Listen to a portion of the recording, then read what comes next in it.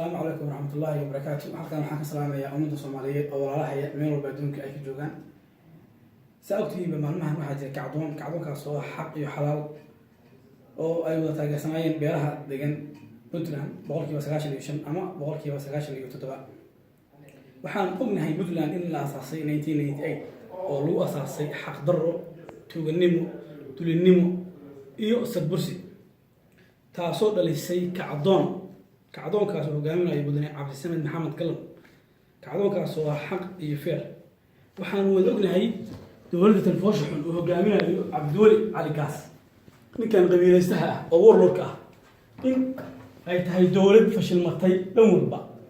dowladdaas anagu dowlad uma naqaano oo aan u naqaano BMO, Puntland Mafia Organization, in ay joogto xilligii ay iswada casili lahaayeen oo ay u banayn lahaayeen dadka iyo dalka wanaag iyo horumar si loo soo biyo.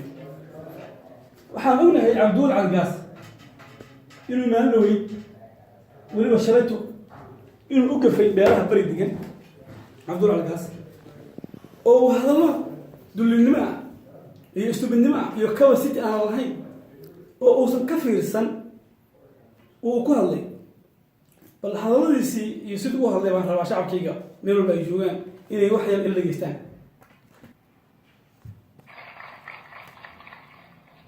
وأنا كإلى سنوشير غريب شجرية وحتى من قصة بلورين.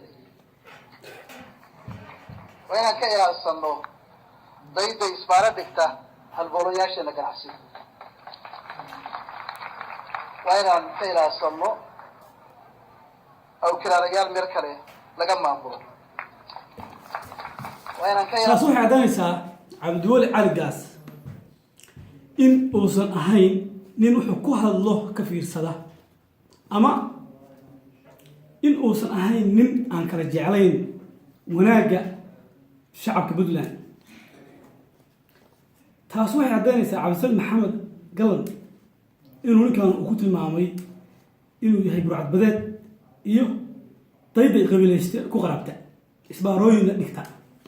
war ninkii qabiilka ku qaraabanaya oo Puntland meel walba wasiirka ugu yar iyo kan ugu weyn kulli ka wada dhigay beeshiisa, miyaanuusan ahayn Cabdiweli Cali Gaas? adigu miyaanan ahayn?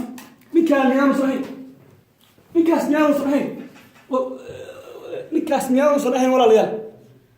taas waa taa khaatumo way kacday. anigu waxaan horta Cabdisamed Maxamed Galan waxaan leeyahay adiga iyo shacabkaaga New Puntland, adiga iyo dowladdaada New Puntland, waxaan ka rabnaa jawaab cad inaad ka bixisid sida ugu dhaqsiyaha badan.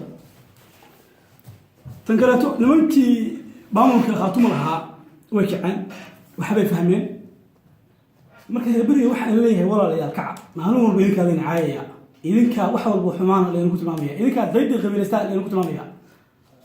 Puntland Mafia Organization oo qabiil ku dhisan ilaa haddana waa la baarkeenaya.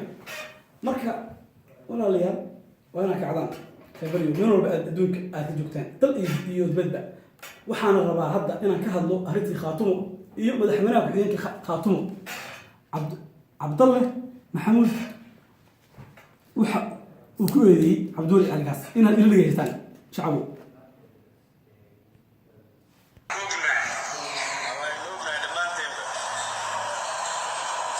haddii Soomaali wax qaybsatay bal heerka dhibaatadaas gaarsiisan tahay.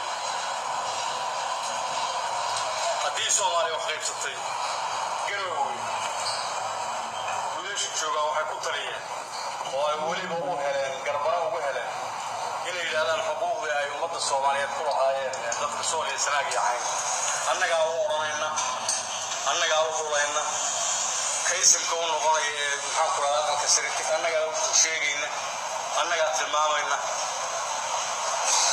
caasimad badan ba laguma sheegayna wiilka madaxweynaha kaa meesha halkaa sheegta madaxweynaha mararna caafimaadkiisaba laga dayriyo. waxay u maqaalaan inuu ku hanjabayay aqalka sare nimanka tegayaan. kaas wuxuu ahaa mudane Cabdalle Maxamuud Cagalule oo ah madaxweyne ku-xigeenka Khaatumo. anigu mar hore baan caddeeyey, Soomaaliya u caddeeyey, website-yaasha geliyey, meel walbana ku qoray Cabdiweli Cali Gaas in uu 5 sano ku jiray cusbitaalka mental health oo ku yaala Brayland Hospital Buffalo New York waxaana noo sheegay Mark Edward oo ah cusbitaalka managerkiisa ama CEO-giisa waa lagu wici karaa nin mental health ku jiray oo 5 sano ku jiray baa hadda waxaa loo dhiibayaa inuu xil qabto